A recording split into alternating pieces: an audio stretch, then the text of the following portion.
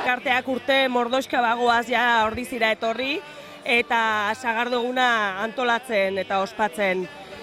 Zein helbururekin, azken batean guk nahi deguna da sagardoa plazara ekarri, eta jendeari dastatzera eman.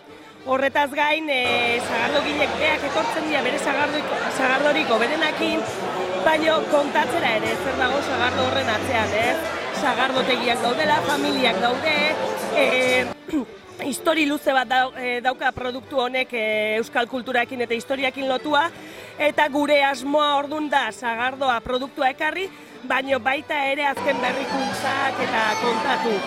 Gipuzkoa osotikan 11 sagardotegi ezberdinetatik etorri dira.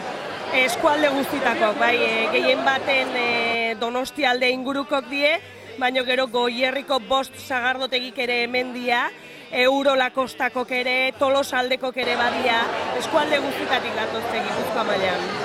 Hemengo sagardoen berezitasuna dela sagardo naturalak diela. Eta hortaz gain, azken urteetan sagardotegik hasi die ekoizten euskal sagardoa jatorri deitura. Horrek esan nahi du sagardoiek 100% bertako sagarrakin eginak daudela. Eta sagardo egunetara plazenara da txapel gorri dun, sagardoak zigilu gorria duten sagardoak ekartzen hasi dira, bertako sagarrarekin egindakoak.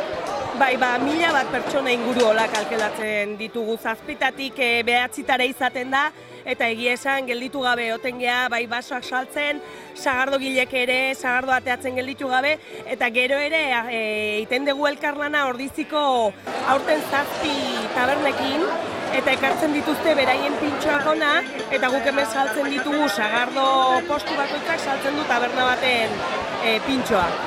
Saltzen da basoak balio du 4 euro, eta baso bakoitzan daude 10 trago.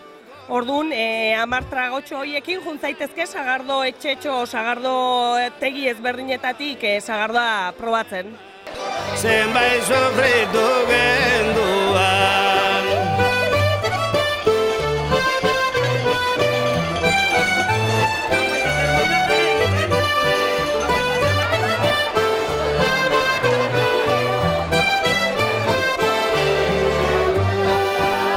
Inoiz euskaraz aigina